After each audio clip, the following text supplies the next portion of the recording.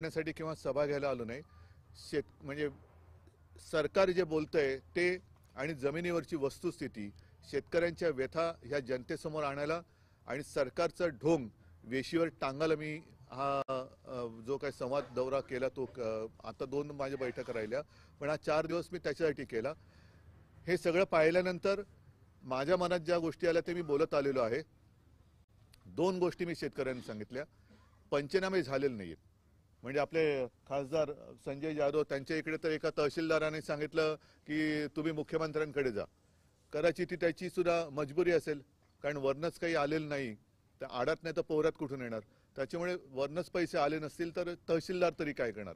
पण तहसीलदार जर का मगरुरीने वागत असेल तर मला वाटतं त्याला उचलून मुख्यमंत्र्यांच्याकडे न्यायला लागेल.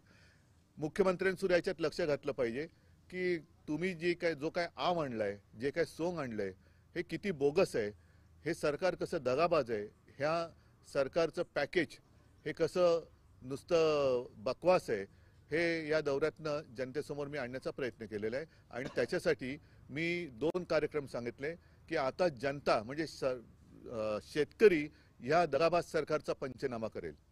म्हणजे काय करेल की हे शेतकऱ्याची जी मागणी आहे की कर्जमुक्ती तिथं झाली पाहिजे, 50,000 रुपये प्रति हेक्टरी त्याला मिळाले पाहिजे, ती शेतकऱ्याची मागणी ती त्याला मिळाले पाहिजेत.